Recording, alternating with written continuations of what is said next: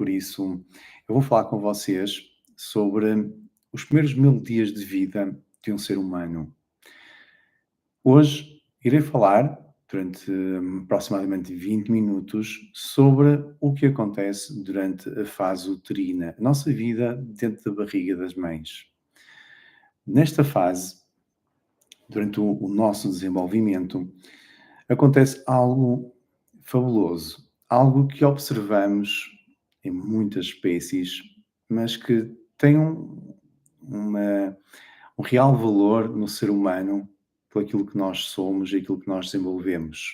Durante estes 1000 dias de vida, ou melhor, durante os primeiros 9 meses de vida, que são uma terça parte deste tempo, hum, vamos sofrer um processo, entre aspas, de modulação da nossa informação.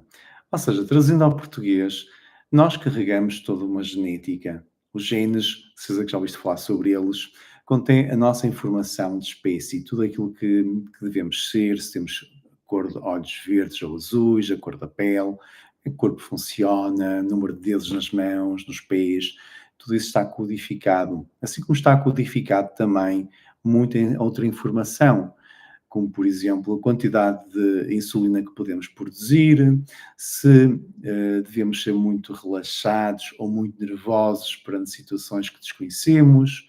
Tudo isto vai ser codificado, modulado durante esta fase. E é por isso que ela é tão importante ao ser humano.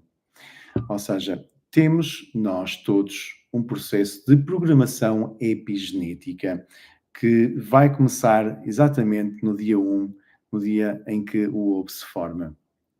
E o que é isto da programação epigenética? Bom, é aquilo que eu acabei de falar, em que temos, por um lado, a genética, que são os nossos genes, a nossa informação genética, e, por outro lado, temos os nossos epigenes. O que é isto de epigenes? Os epigenes são exatamente as ferramentas, os meios que temos para programar, para modular, para corrigir e arranjar os nossos genes. Então, nós, dentro do núcleo das células, temos sempre um conjunto de genes e uns epigenes. No fundo, os epigenes, ou o epigenoma, não são mais do que as mãos do pianista. É como se a nossa genética fosse o piano, que temos toda a música que temos para tocar, e os epigenes correspondem, ou epigenoma corresponde às mãos do pianista. Então, a epigenética é exatamente isso. É aquilo que vai influenciar e modular os nossos genes. E porquê é que isto é importante? Então, por aquilo que eu estava a dizer, durante esta fase de crescimento na barriga da mãe, os bebés vão ser modulados. Carregam dentro de si muita informação. E essa informação tem que ser derivada, tem que ser rearranjada, porque a nossa informação genética tem milhares e milhares de anos. Tem pelo menos 200 mil anos, 300 mil anos, talvez mais, não sabemos. E a informação genética não pode ser estática, porque aquilo que servia para vivermos há 200 mil anos atrás não serve agora para viver, pois não. Então, por causa disso, temos uma informação genética que é rígida e temos a epigenética que vem dar vida, vem modular, arranjar os nossos genes de acordo com o tempo em que vamos nascer. Ou seja, dando exemplos práticos de coisas que aconteceram no século XX e que documentamos em estudos científicos para que compreendas. Por exemplo, houve várias fomes na Europa. Não só na Europa, mas na Europa existiram várias, nomeadamente causadas pelas grandes guerras mundiais. O que é que aconteceu então, resultante disso? As pessoas que viveram durante essa fome extrema modelaram a sua informação genética nos seus próximos filhos.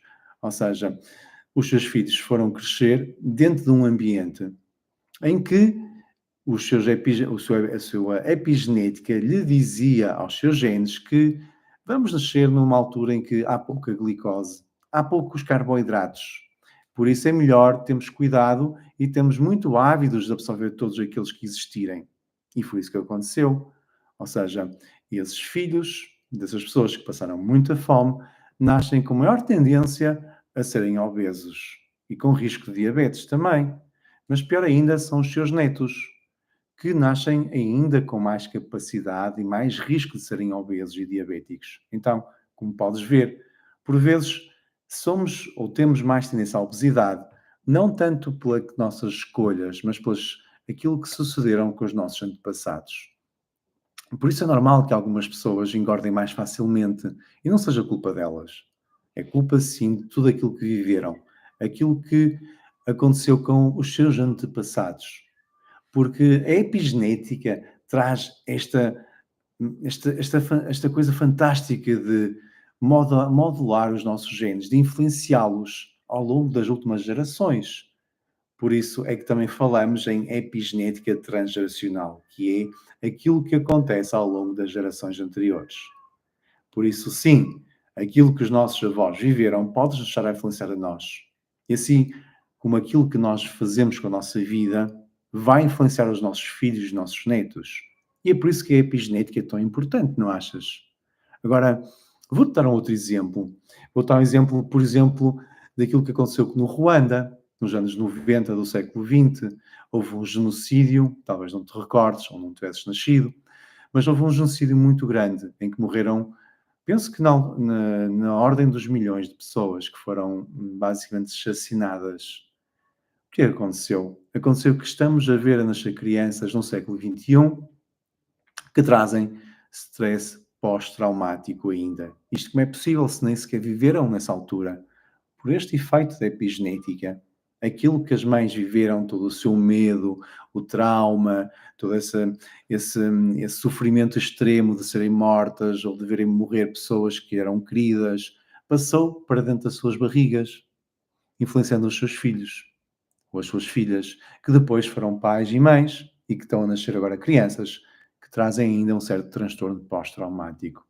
Ou seja, já viste que isto não é assim tão leve, mas também tem algo de bonito, que é aquilo que nós fazemos com as nossas vidas no dia de hoje, vai influenciar a vida dos nossos filhos nos próximos anos. E não só, a vida dos nossos netos também. Por isso, se já temos um passado difícil, se nossa família há uma tendência a engordarmos, se tivermos cuidado, principalmente durante o período de gestação, portanto, a mãe tem que ter mais cuidado, isso vai ajudar a modular, ou seja, a reduzir essa tendência à obesidade e à diabetes. E ao fim de 2 ou 3 gerações, podemos ter feito um reset a essa informação.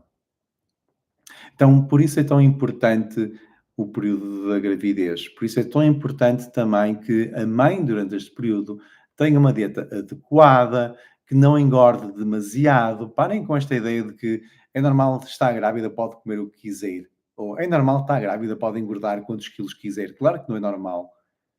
Isto vai influenciar, do ponto de vista da epigenética, a programação do bebê, aumentando o risco de desenvolver doenças como aquelas que eu já falei, obesidade, diabetes, mas muitas outras mais. Por isso não é normal uma mãe poder comer aquilo que tu quiser, ad libitum, nem pensar, a não ser que seja um ad libitum, um comer à vontade, mas de comidas, de alimentos saudáveis. Se não são saudáveis, muito cuidado, porque o que estamos a comer está a influenciar o nosso filho. O que estão a comer as mães está também a afetar os seus netos, mas também aquilo que estão a pensar. A forma como pensamos, como nos emocionamos, aquilo que sofremos, a forma como lidamos com aquilo que está acontecendo na nossa vida, vai afetar também a nossa criança. Então, todo este período dos 9 meses é muito importante que seja um período estável, calmo, para que a mãe possa então ter acesso a uma excelente gravidez calma, positiva, que vai influenciar do ponto de vista adequado o seu filho. Emoções, alimentação, toxinas, maus hábitos de vida, excesso ou déficit de desporto, tudo isso vai modular os bebés, influenciando-os. Tudo isso vai afetá-los. Por isso, vamos ter um pouco de mais atenção a este período tão crítico, porque não são assim tantos meses, mas são os mais importantes, talvez, da vida de uma criança. Digamos, o primeiro terço, porque os outros 2 episódios que eu vou falar são também muito importantes. Mas nesta fase também Queria deixar essa nota, nesta aula de hoje, da importância de alguns nutrientes importantíssimos ao ser humano. Há muitos mais, mas eu ressalvo aqui alguns que eu considero os mais importantes. O primeiro, vitamina D. Níveis ótimos de vitamina D estão associados a um baixo risco da criança desenvolver esclerose múltipla mais tarde na vida, na fase adulta, geralmente. Esclerose múltipla é uma doença autoimune degenerativa do sistema nervoso central. Portanto, podemos prevenir esta doença tomando ou corrigindo os níveis de vitamina D durante a gravidez. Por isso ela é tão importante à gravidez. Além disso, níveis ótimos de vitamina D ajudam a que tenham um parto natural, porque esta vitamina é essencial às mulheres terem força nos músculos mais importantes ao trabalho de parto. Sem níveis ótimos de vitamina D, as mulheres não podem parir. Além disso, a vitamina D também tem um efeito preventivo contra a pré-eclâmpsia. Portanto, três bons efeitos preventivos da vitamina D. Depois da vitamina D, não nos podemos esquecer também do DHA. O DHA é um tipo de ômega 3 importantíssimo ao desenvolvimento de todo o sistema nervoso. Cerca de 25% do tecido nervoso chega a ser deste tipo de ômega 3 específico.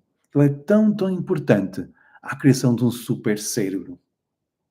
E o nosso cérebro tem elevadas concentrações desta gordura que vai ser importante à sua estrutura, à construção de paredes celulares, que vão influenciar a nossa capacidade cognitiva, ou seja, de velocidade de raciocínio, de pensamento, à nossa memória, e até estão associados a níveis mais baixos de resolução de conflitos, de resiliência e paciência.